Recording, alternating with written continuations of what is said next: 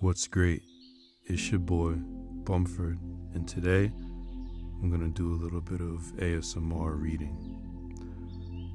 I'm going to be reading the book called Predators by Bernard Stonehouse, illustrated by John Francis.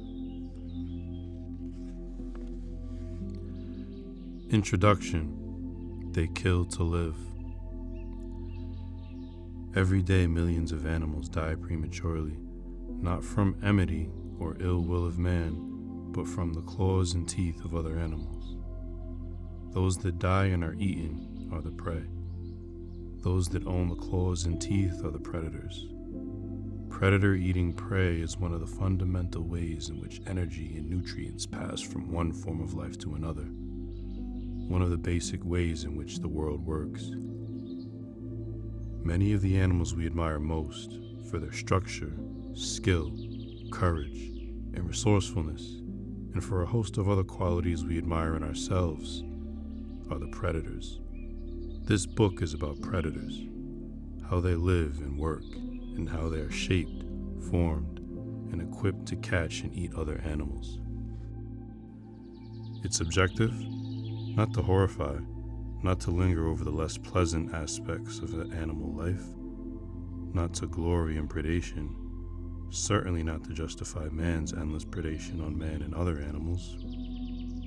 Both the artist and the writer seek to share, with children and adults alike, their love and respect for animals as they are, not as sentimentalists.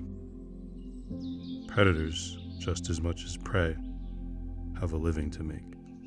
Like most other animals, they take what they need from the world, but no more. They kill only to live.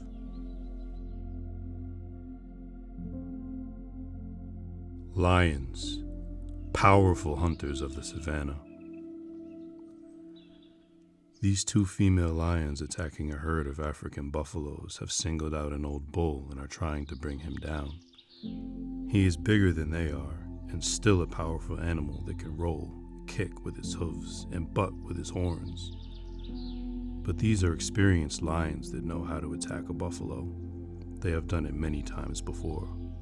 One threatens from the front, while the second grabs the bull around the neck and hangs on with teeth and razor-sharp claws. Eventually, one or the other will grab his throat to stop him from breathing, and that will be the end of the bull. Others from the herd may come to help the buffalo by charging and knocking the lions off, but that does not often happen. If there are calves among them, they try to protect those instead of the old ones. Within a few minutes, the herd will have moved off, forgetting about the bull. They will be grazing peacefully while the rest of the lions, including the cubs, gather round to enjoy their supper.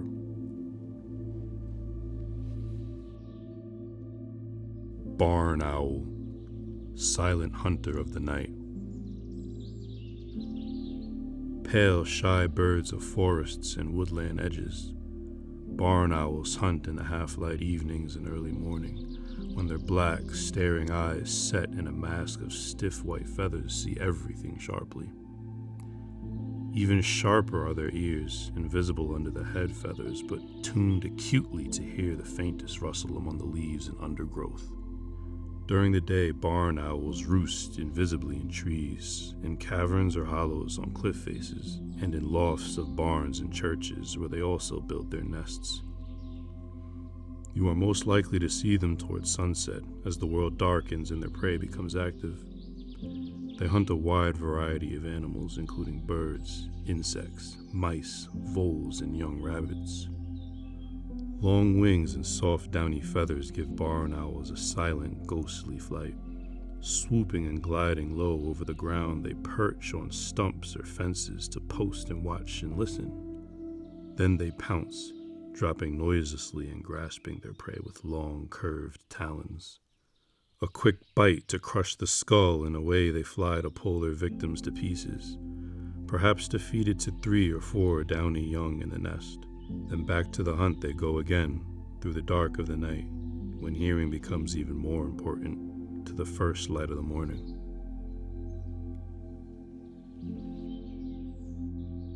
Hyenas, pack hunters of the African plains. Like rough woolly dogs, these spotted hyenas are part of a pack of 15 that hunt together on the African plains. These 3 are young ones, born last year and still growing. Though surrounded by antelopes, zebras, young giraffes, and other likely prey, they are not strong enough and cannot run fast enough to hunt on their own. So instead, they hunt with older animals, learning as they go along. During the day, they keep out of the hot sun, sheltering in caves and under shrubs. The packs form in the evening and hunt into the night. 15 or 20 hyenas working together can surround a group of antelopes and confuse them, then single out and kill 1 or perhaps 2 of the weaker ones. This time they have caught an antelope. After the older ones have fed, there may not be much left for the young hyenas, but their powerful jaws can rip through skin and chomp bones, so they will finish every scrap.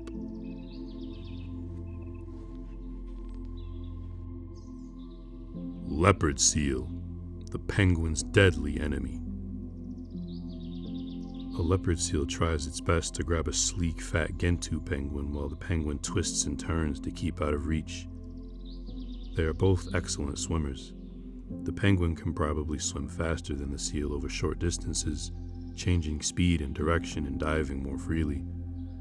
The seal has more staying power, and after a few minutes can tire the penguin out. Both have to come to the surface to breathe, and that is where the penguin is likely to be taken. If the penguin is caught, the seal will crush it in its powerful jaws, beat its body against the surface of the sea to skin it, then swallow the carcass.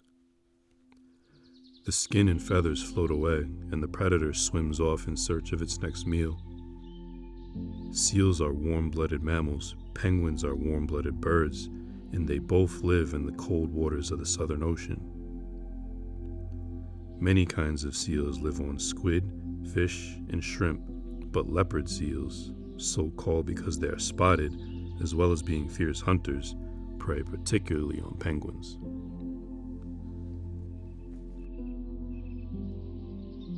Grizzly bear, feasting on fish. This grizzly bear is fishing in a fast-flowing stream and has caught a fat, lively salmon. He will probably catch another 30 or 40 today, and the same number tomorrow and every day for the few weeks that the salmon are plentiful. If he is big, smaller bears will keep away. If he is a small bear, he may have to fight to keep the others off his stretch of river.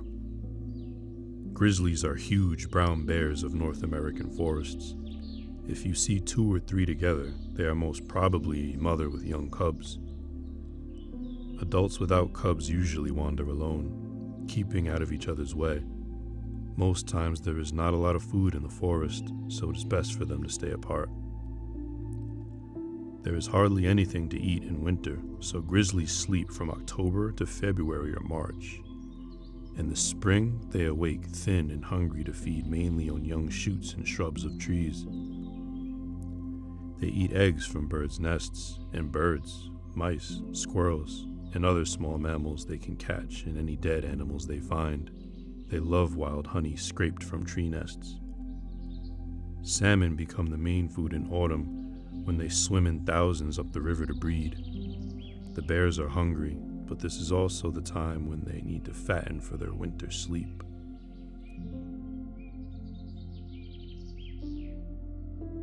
Komodo dragon, fierce forest lizard. Dragons are fairy tale beasts that roar and spit fire. This is not a storybook dragon, just a very big lizard, 10 feet long or more, that grunts and flicks its forked tongue as it roams through the forest. It lives on Komodo, one of the lesser Sunda islands of Indonesia, and on 2 or 3 neighboring islands. There are only a few dozen of them left in the world.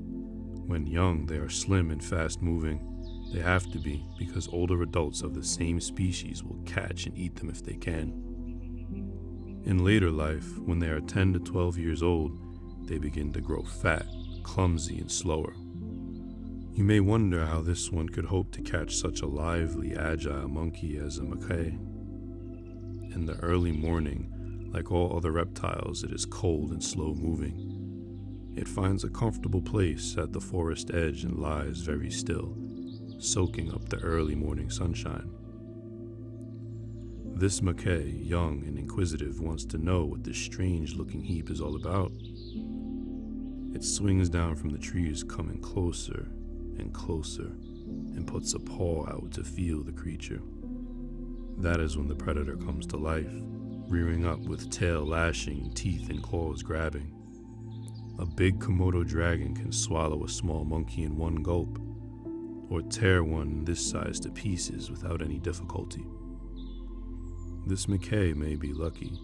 It seems to have gotten away, but only just. It will certainly remember next time it sees a sleepy-looking Komodo dragon, it will keep its distance.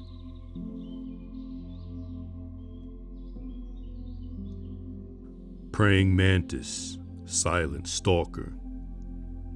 The locust below, a kind of grasshopper, is feeding busily on grass, grasping it with those long forelegs and stuffing it into the jaws beneath its head. Despite its large compound eyes, it has not yet spotted the mantis moving silently into position behind. The mantis does, after all, look remarkably like a stick or complex blade of grass. But the mantis has seen the locust and is poised, ready to pounce. Its body can shoot forward in a moment, its forelimbs folding like a penknife over the locust with spines ready to grab and hold. The pincers in front of its head will move into action, and the jaws of the mantis are ready to bite. The locust, however, is a master of rapid escape and has not yet lost the game. We do not know what it sees with those massive eyes, but we know that they detect very slight movement. The locust has probably registered the presence of the mantis, but not yet been triggered into activity. When that happens, powerful internal muscles in its long folded legs will snap them straight in an instant, catapulting the locust over 6 feet into the air. That puts it well beyond the reach of the mantis, who will have to stalk another locust.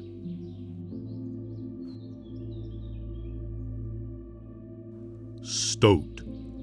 How to catch a rabbit. Here is a rabbit, quite a big one, about to be attacked by a stoat. It is very likely to die. Stoats are major enemies of rabbits, and when the two meet, the stoat nearly always wins. This is surprising because stoats are relatively small. They are slim, fierce mammals related to weasels, ferrets, polecats, and badgers. They have long jaws and a taste for other small mammals. But a big male stoat only weighs about 1 pound, no more than a fairly small rabbit. A fully grown large rabbit can be 3 to 5 times as heavy. Rabbits eat grass, leaves, shoots, and other vegetable materials. Though pet rabbits are gentle creatures that like being stroked and do not usually bite, wild rabbits can be quite fierce. They fight amongst themselves for living space, using their teeth and strong hind legs. A large wild rabbit can defend itself fiercely if attacked by a cat or a rat. But large or small, rabbits are very much in danger if a stoat is about. The stoat weaving through the grass, sitting up to make its presence known, chattering and squeaking through its teeth seems to terrify the rabbit on sight and take away its ability to either defend itself or run. The stoat comes closer, pouncing on the rabbit and sinking its teeth into its furry neck. Usually the rabbit dies immediately without a struggle, and the stoat eats well for the next few days until only the skin remains.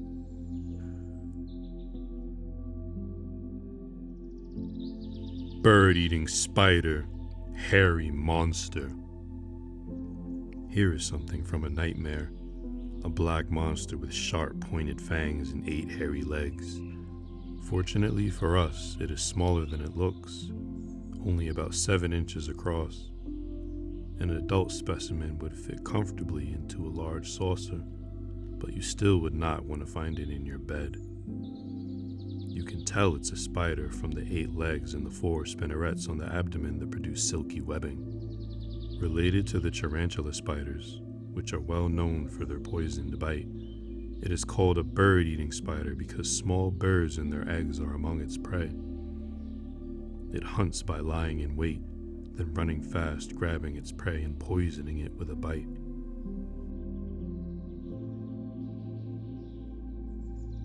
Heron, long-legged fisherman. We are below the surface of a clear, still pool somewhere in Europe. There are green water weeds around us, and the leaf of a water lily rests on the surface above. 2 roach swim by, small silvery fish with yellow-tipped fins that merge quickly into the background. It is early morning, and all is very quiet and peaceful. Suddenly, a face appears. A gray head with 2 bright, beady eyes and a pointed yellow bill, and darts down quick as a flash.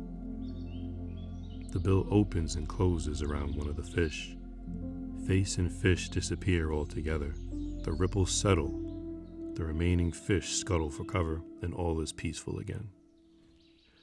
The heron, for that is what the face belongs to, straightens up, throws back its bill, and swallows the fish head first. Wading in the water, its long legs, thin and straight like yellow reed stalks. It moves slowly with head down and shoulders hunched, peering like a short-sighted old fisherman into the pool, searching the mud with clawed feet, watching carefully for signs of movement. After catching and swallowing a dozen or more fish, the heron spreads its long gray wings and takes off heavily, flying back to its nest in the nearby trees. There, 3 hungry chicks are waiting for breakfast. Perched on the side of the nest, it vomits up the fish one by one, distributing them among the nestlings. It is not an even distribution. The liveliest chick gets the most, but even the smallest and quietest gains a small slippery fish for breakfast and sinks back satisfied into the nest.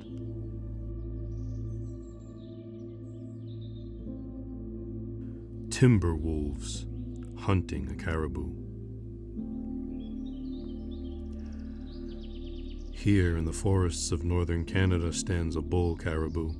He is old and tired, separated from his herd, and about to fight a last battle with his old enemies, the timber wolves. You can tell his sex and age from the size of his antlers and the number of points or bony tines they carry. He has met timber wolves many times before and has learned how to best deal with them. If he turns and runs, they will run faster and bring him down. He may charge forward with head down and antlers pointing like spears at his enemies. In this case, the wolves will scatter, for they recognize an old fighter when they see one and cannot afford to be injured by those points. But they are hungry and will gather again in minutes. He may just stand there. So long as he faces them, he is probably safe, until he droops or falls from weariness. The wolves will move in. The wolves see his weakness and draw closer. That one that charges first is most likely to be injured, so they wait and watch. Perhaps they will grow tired of waiting and wander off after the herd, but they too probably sense that his time has come, and they may not have long to wait. There will be a token fight, a quick death, a patch of red snow on the forest floor, and the timber wolves will snarl and growl over the remains. The caribou will soon be forgotten, and the wolves will trot off to seek their next meal.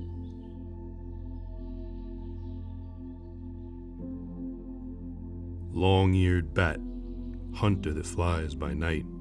This long-eared bat has spent its day asleep in a cave, deep in the side of a hill, hanging by its claws from a wall or ceiling like a tiny umbrella.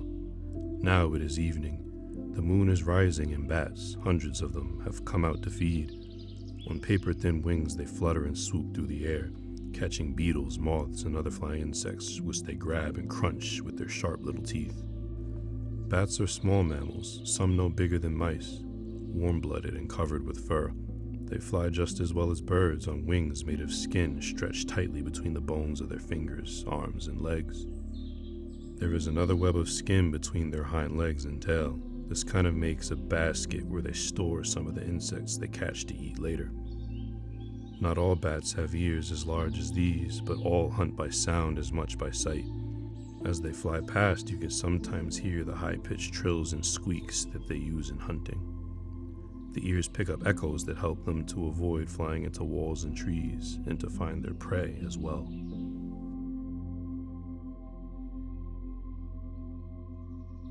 Crocodile ambushing an antelope.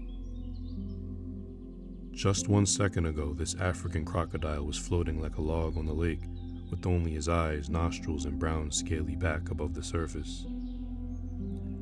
The springbok, a kind of antelope, probably saw it but took no notice.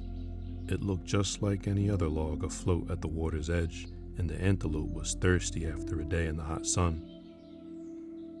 Now the log has sprung into action, a short rush with jaws open and teeth ready to grab. The springbok has half a second to leap into the air, land just out of reach and skip away.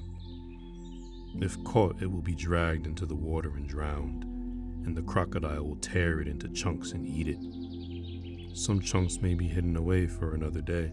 If the antelope gets away, the crocodile will sink back into the water and wait for the next one. With short, stumpy legs, a crocodile has no chance of running an antelope down on land. He can only wait, watch, and keep trying for his supper.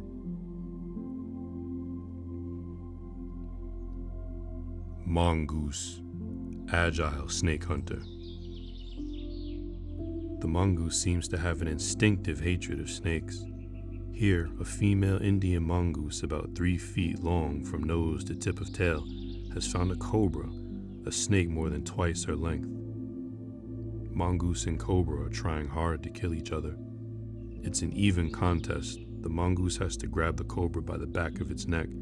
If she grabs the cobra anywhere else, the cobra has a chance to twist around and bite with its long fangs. If she catches it properly, she will hang on with jaws clamped, but the cobra is quick with tough, scaly skin and a broad neck that makes it difficult to grab. If the cobra grabs first, the mongoose has thick fur that makes it hard for a bite to penetrate. The mongoose also seems to be able to resist the snake's poison better than other animals, but the cobra will just jerk as well as bite, beating the mongoose against the ground in an effort to shake it off. The bite and the shaking together would hurt her badly and probably kill her.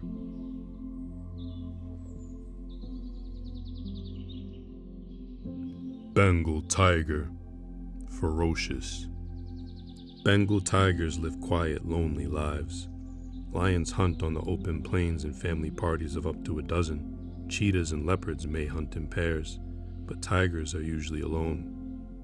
They patrol an area of forest and hunt by stealth, waiting for prey to appear, creeping up on it and pouncing. Most of their food consists of small mammals and birds. This tiger probably slept through the heat of the day, walking in the evening feeling empty, hungry, and restless for action. She has walked quietly for 2 or 3 hours along miles of forest track, with 1 or 2 cubs trotting and running behind her. She has stopped repeatedly to sniff the air, stooping to investigate new scents along the track, calling quietly to keep her cubs in order. Now she has stopped again, ears and tail twitching.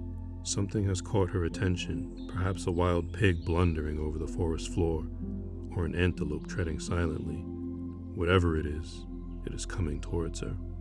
She lies in wait on a rocky mound. She waits and waits until it comes within reach.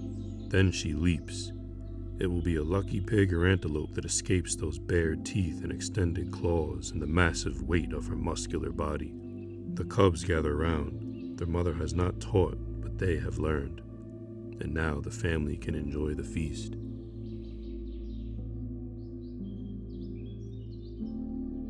Shark, stealthy hunter of the oceans.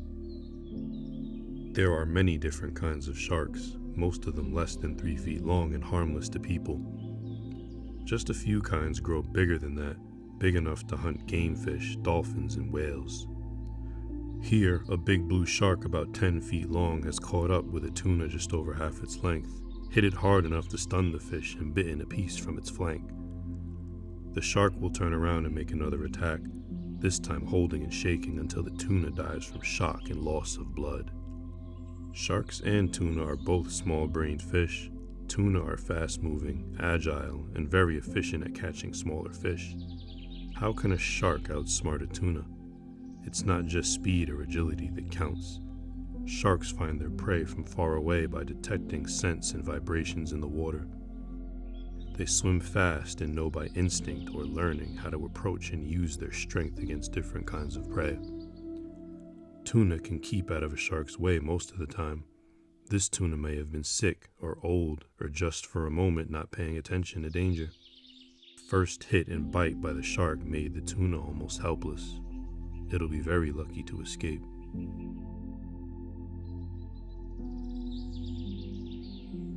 Kingfisher. Flash of blue over the stream.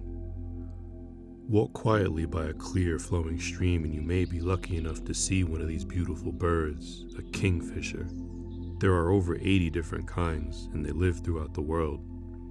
Nearly all kingfishers have long bills, short tails, and brilliant colors in their plumage. This is the common kingfisher that you see all over Europe and North Africa and across Asia to China and Japan. Wherever it lives, it finds a stretch of riverbank that becomes its home. Winter and summer alike, it patrols constantly with rapid, darting flight to find out where the fish are hiding. Often you will see it perched on a stump of a willow or an elder branch, preening, looking about, peering into the water. Watch closely. Again, if you are lucky, you may see it dive off the perch and disappear with a splash into the stream. To a fish in the stream, it looks much like this.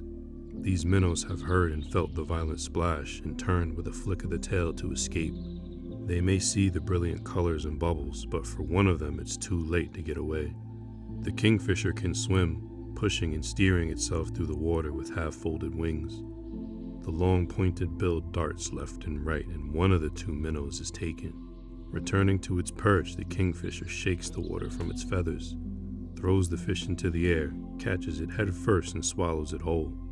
One small minnow does not last very long, so within minutes the kingfisher is ready to hunt again.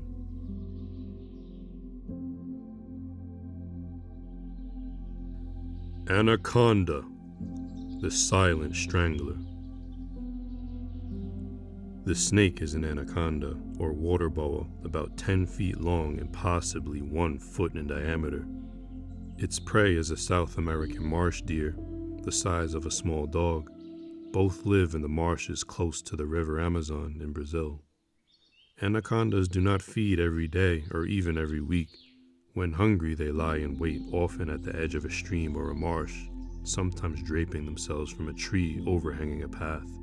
Any small animal that comes along is likely to be attacked. The anaconda strikes with its mouth, holds on, and coils its body like a spring around its prey. As the prey struggles, the anaconda contracts its muscles to tighten the spring. After a few minutes, the animal cannot breathe and dies of suffocation. Then a remarkable thing happens. The anaconda unwinds, opens its jaws wide, and begins to swallow the prey.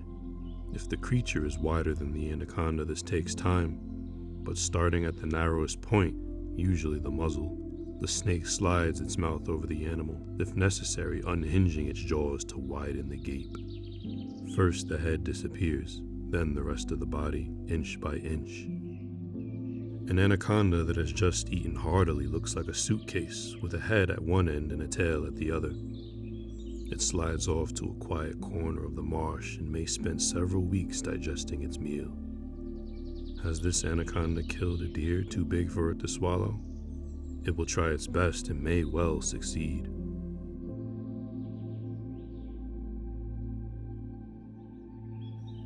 Freshwater pike, terror of the duck pond.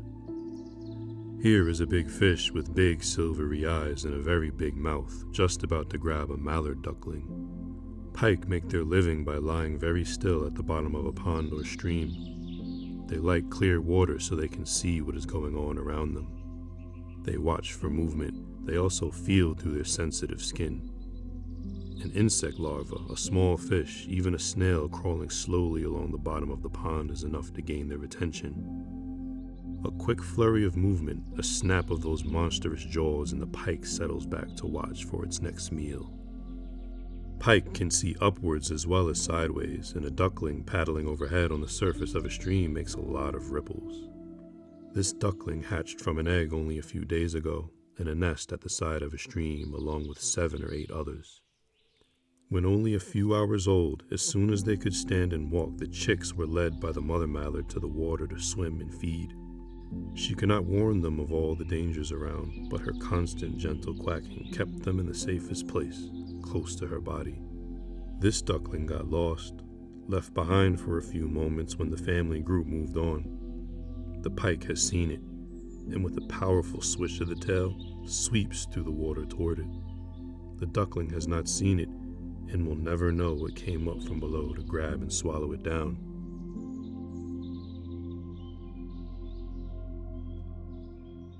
African hunting dogs, killers on the loose. If you saw dogs like these wandering around town, you might well recognize them as dogs, but you would want to keep out of their way. They are rough-haired with big, rounded ears, long noses, and long legs for running. Here they are running down a Burchell zebra on a dusty African plain. Zebra are close kin to horses, white but covered with black stripes. They live in herds eating grass and defending themselves by kicking and biting. One zebra could probably see off one hunting dog without any trouble, but hunting dogs seldom live alone. They gather in extended family groups or packs, which together can hunt animals much bigger and stronger than themselves. When stalking zebras, they advance slowly toward them, set the herd running, and look for the one that is weakest, lame, or quick to tire.